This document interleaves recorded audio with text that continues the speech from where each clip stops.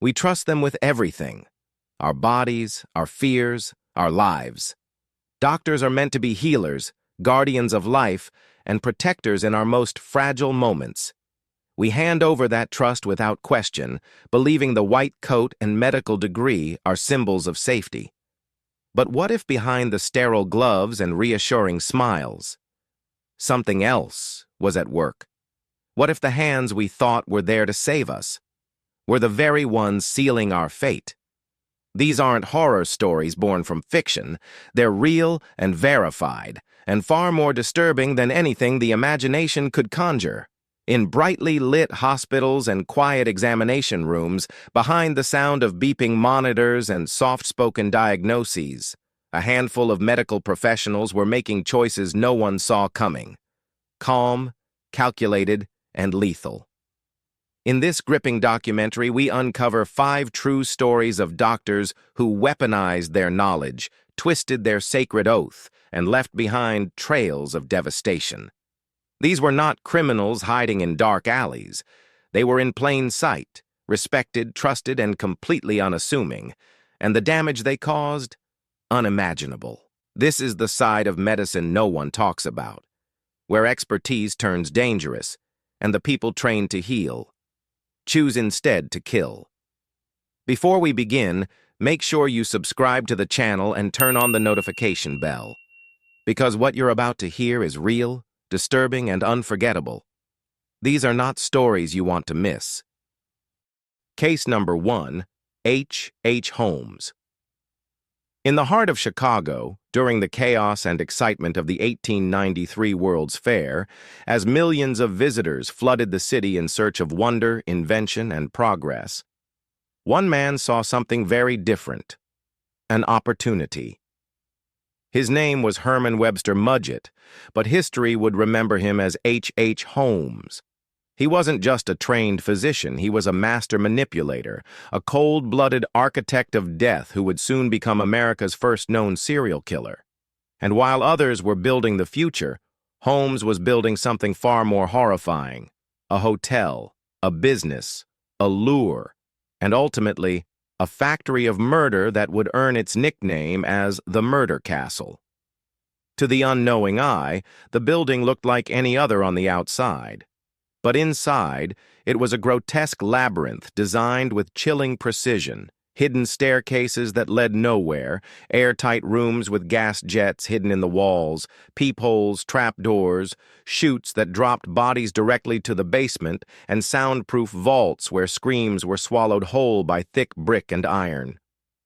Holmes used this castle to trap his victims, mostly young women, job seekers, or fairgoers, people who had little connection and wouldn't be missed quickly. Under the pretense of employment or lodging, he lured them in, and then they vanished. But the murders weren't just crimes of passion or impulse. Holmes had a system. After killing, he often dissected the bodies and sold their skeletons to medical schools across the country. To those institutions, they were cadavers for science. To Holmes, they were income and trophies. He used his medical knowledge not to heal, but to hide, to cleanly remove evidence of his atrocities with surgical efficiency. He blurred the line between physician and predator in a way the world had never seen before. His reign of terror lasted years, hidden in plain sight, until a simple case of insurance fraud exposed the darkness. When investigators began connecting the dots, the extent of his evil slowly emerged. Holmes would eventually confess to 27 murders, though some experts believe the real number could be as high as 200. In court, he sat eerily calm, collected, intelligent, and utterly devoid of remorse. He even wrote his own autobiography while awaiting execution, further manipulating the truth, blurring reality, and ensuring his own infamy long after death. Today, the murder castle is gone, torn down, replaced by a post office, but its legend remains. The man who once studied medicine became a monster of methodical brutality, using science, charm, and fear to construct a killing ground hidden beneath the trappings of hospitality. And in doing so, H. Holmes forever altered how we view the face of evil. not as something we fear in the shadows, but something that could smile, offer you a room key, and promise you comfort, right before locking the door behind you. Case number 2. Michael Swango hospitals are meant to be places of healing, where patients cling to hope and families place their faith in the hands of trained professionals. But what if the very doctor meant to save lives was quietly extinguishing them instead? What if the one wearing the stethoscope was orchestrating a silent massacre, one injection at a time? This is not fiction. This was reality for the patients and colleagues of Dr. Michael Swango, perhaps the most prolific and overlooked serial killer in American medical history. Born in 1954, Michael Swango showed early signs of brilliance and discipline. He was a former Marine, well-spoken, and sharp-witted, traits that helped him gain entry into the prestigious Southern Illinois University School of Medicine. But beneath his clean-cut exterior, classmates noted something off. He was obsessed with death, hoarding news clippings of car crashes, natural disasters, and violent crimes. He even kept a scrapbook of fatal incidents, almost as though he found beauty in destruction. Still, no one imagined this dark fascination would soon cross over into his medical practice. It began subtly during his internship at Ohio State University Medical Center. Patients who had stable vitals would suddenly crash and die after Swango's rounds. Nurses were troubled. Several reported that these incidents occurred only when Swango was on shift. Some even caught him tampering with syringes, yet administrators brushed the concerns aside. No charges were filed, no alerts were raised. The hospital simply let him go, a quiet termination that allowed Swango to vanish and reappear elsewhere under a new name, with a new job, ready to kill again. He poisoned indiscriminately patients, coworkers, even friends. One nurse sipped tea laced with arsenic and suffered intense seizures. Another colleague collapsed after eating food Swango had prepared. And his patients? Some were injected with lethal potassium doses that stopped their hearts almost instantly. Others were given insulin they didn't need, triggering fatal hypoglycemia. Many of the deaths were chalked up to natural causes or medical complications. It was the perfect crime. No gunshots, no bloodshed, just cold, clinical murder. And while bodies piled up, Swango moved on, undetected, always one step ahead. His path of death wasn't confined to the U.S. He traveled to Zimbabwe in the mid-1990s, finding work at a mission hospital. Within months, healthy patients were dying mysteriously, often right after he treated them. Locals grew suspicious. One nurse was so disturbed she risked her career to report him to authorities. But by the time the investigation picked up steam, Swango had already disappeared, back to the United States with a forged resume and fake references. It wasn't until the FB I began piecing together the puzzle that the full scope of his crimes emerged. He had applied for a residency in New York, and during the background check, authorities unearthed a disturbing paper trail. Old co-workers came forward. Zimbabwean officials submitted testimonies. Former hospital staff revisited their suspicions. His obsession with morbidity, his eerie calmness during deaths, his notebooks filled with details about poisons and symptoms. It all painted the picture of a man who didn't just enjoy death. He orchestrated it. Swango was finally arrested in 1997. Facing overwhelming evidence, he pleaded guilty to multiple murders and admitted to harming countless others. He was sentenced to life in prison without the possibility of parole. The number of lives he stole remains uncertain, but investigators estimate the death toll could be as high as 60 or even more. Some consider him one of the deadliest medical serial killers in modern history. But the horror of Michael Swango's story doesn't end with his conviction. It leaves behind haunting questions. How could a known suspect move through hospitals so freely? Why weren't earlier alarms acted upon? How many of his victims were buried with the wrong cause of death on their certificates? And perhaps the most unsettling thought, could there be others just like him, still hiding behind a white coat today? Case number 3. Christopher Duntsch, the neurosurgeon of nightmares. In the world of modern medicine, neurosurgery stands as one of the most delicate and demanding specialties, an arena where precision is everything, where lives hang by a thread, and where a single millimeter can mean the difference between healing and horror. It's a profession that demands excellence, ethics, and empathy. And yet, within this sacred field emerged a man who would go down as one of the most dangerous doctors in American history. His name, Christopher Duntsch. But to those who lived through his catastrophic care, he would forever be known as Dr. Death. Christopher Daniel Duntsch wasn't a man who walked into medicine by accident. Born in Montana in 1971 and raised in a devout Christian home in Tennessee, he was intelligent, driven, and by many accounts, deeply ambitious. He earned an MD PhD from the University of Tennessee Health Science Center, impressing his mentors with his academic prowess. On paper, he looked like a prodigy, someone destined to break barriers in spinal surgery.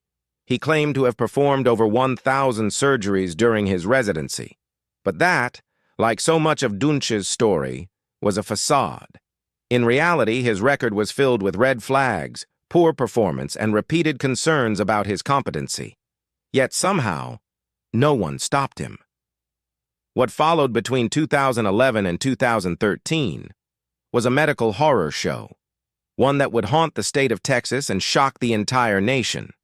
At Baylor Regional Medical Center in Plano, Duntsch began performing spinal surgeries that resulted in catastrophic damage. Patient Kelly Martin went in for what should have been a routine operation and never came out alive. Duntsch had severed a major artery, causing internal bleeding that led to her death. But the nightmare was only beginning. Philip Mayfield, a young father, underwent a spinal procedure by Duntsch and emerged with permanent paralysis from the neck down. Jerry Summers, Duntsch's own childhood friend, trusted him with his neck surgery and was left a quadriplegic. In another shocking case, Duntsch operated on Mary Efford, a 74-year-old woman, and left surgical hardware lodged in her muscle rather than her spine. She awoke screaming in agony and later learned that he had shredded her spinal cord. Her post-op scans were so alarming they were described as the work of someone who had never even attended medical school. And it didn't stop. Over 33 patients were either permanently injured or dead. During surgeries, nurses reported him behaving erratically, slurring his words, reeking of alcohol, and even operating while under the influence of cocaine. Staff began to fear working with him. Hospitals quietly let him go, passing the problem along to the next facility, each unwilling to confront the liability, each failing to warn future patients. One administrator even admitted they lacked a process to flag incompetent surgeons in a meaningful way. The system failed, again and again. Eventually, other doctors began to raise the alarm. Dr. Robert Henderson and Dr. Randall Kirby, both respected surgeons, were among the first to say, "This isn't malpractice. This is criminal." They compiled evidence, tracked down victims, and took their case to the Texas Medical Board and the Dallas County District Attorney. The campaign was relentless. Without them, Duntsch might still be operating today. In July 2015, Duntsch was finally arrested. Prosecutors charged him not for all 33 victims, but for one, the case of Mary Efford. They charged him with injury to an elderly person, a legal tactic designed to ensure a conviction with the strongest penalty. It worked. In 2017, Christopher Duntsch was sentenced to life in prison. The verdict was historic. For the first time, a doctor in the U.S. had been criminally convicted for harms caused during surgery. But for the victims and their families, the scars run far deeper than the courtroom could ever heal. Marriages collapsed, children were left without parents, lifelong dreams were reduced to pain, paralysis, and unpayable medical bills. These were people who simply trusted a man in a lab coat, and instead found themselves living through a waking nightmare. Christopher Duntsch's story is not just about one rogue surgeon. It's a reflection of a system that failed at every level. Medical schools that ignored red flags, hospitals that passed the buck, and licensing boards that moved too slowly. It is a terrifying case study in how unchecked ego, institutional apathy, and lack of oversight can create a perfect storm where one man with a scalpel can ruin dozens of lives and almost get away with it.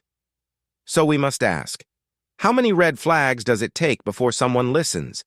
How many lives must be shattered before the system finally takes a stand? In a profession built on trust, Christopher Duntsch shattered that trust in ways we are still struggling to understand. Case number 4. Linda Hazzard, the Starvation Doctor. In the lush, forested hills of early 20th century Washington state, a quiet sanitarium sat nestled far from the eyes of the public. But what happened behind its doors was anything but peaceful. This was no ordinary wellness retreat. It was the domain of Linda Burfield Hazzard, a woman who called herself a doctor and claimed to possess the ultimate cure for nearly every known disease: fasting. Not light dieting, not medical detox, but extreme, prolonged starvation. Operating in a legal gray area with only a loophole-granted license to practice medicine, Hazzard presented herself as a pioneer in alternative healing. Patients from across the country and overseas were drawn in by her promises that fasting could cleanse the body of impurities, heal chronic illness, and restore vitality. But for many who checked in, this would be a one-way trip. Once under her care, patients were subjected to an unrelenting regime. No solid food, sometimes for weeks at a time. Only minuscule servings of tomato broth, orange juice, or asparagus water were offered once or twice a day. They were weighed constantly, their bodily functions monitored obsessively. But this wasn't care.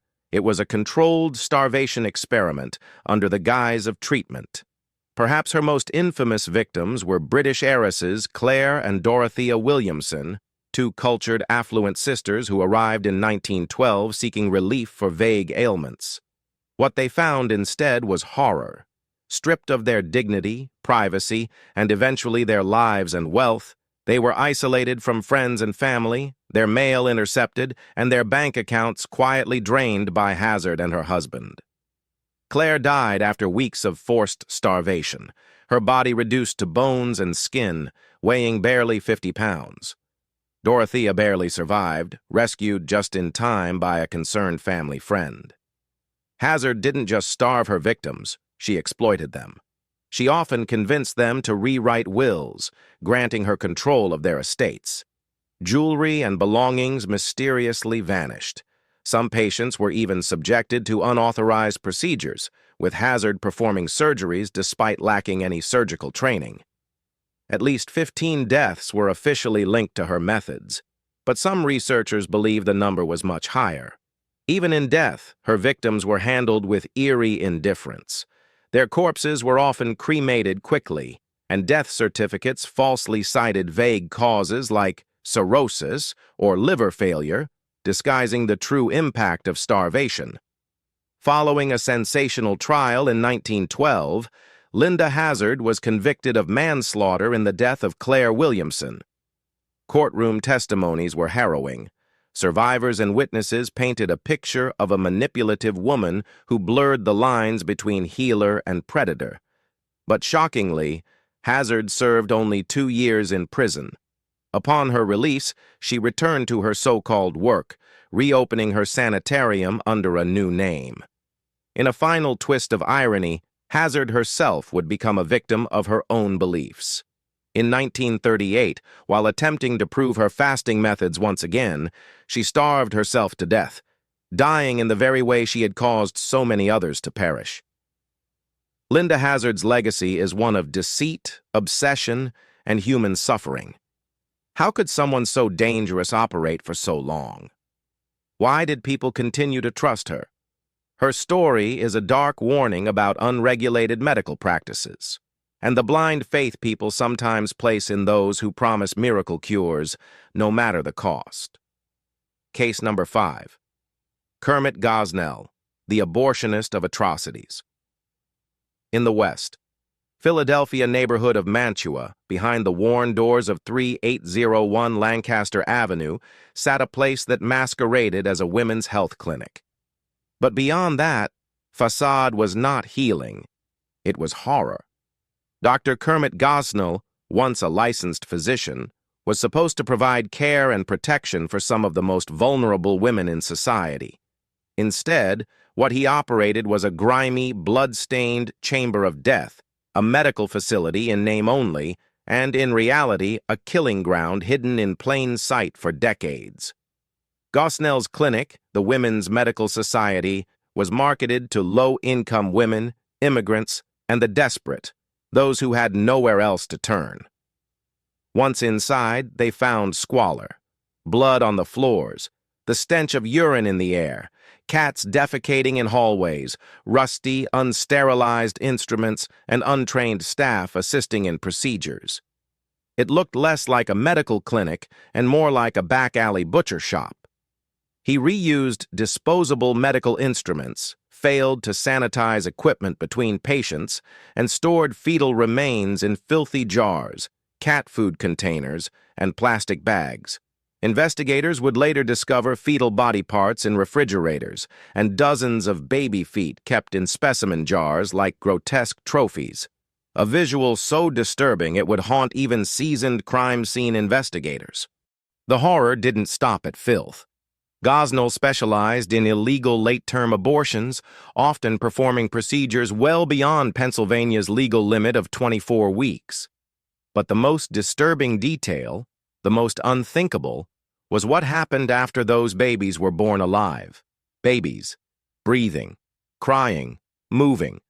And then Gosnell would snip their spinal cords with surgical scissors, a practice he referred to with chilling casualness as ensuring fetal demise. One witness, a former employee, testified about hearing a baby screech after being born before it was murdered by Gosnell himself. Others recounted how he laughed, joked, and treated the killings like routine. One baby was so large, nearly 30 weeks old, that Gosnell joked it could walk him to the bus stop. Another was placed in a shoebox and left to die alone in a closet. Staff testified to seeing babies flinch, cry, and even breathe before they were killed. In total, prosecutors believe Gosnell may have murdered hundreds of newborns over the years. But due to the destruction of records and the lack of oversight, only 3 infant deaths were provable in court. And the women who came to him? They suffered too. Many were left in excruciating pain, hemorrhaging, and permanently injured. Some were sedated with dangerous doses of Demerol and other drugs, administered by unqualified assistants. Karnamaya Mongar, a 41-year-old refugee from Bhutan, died in Gosnell's clinic after being given a lethal cocktail of drugs and left unattended for hours.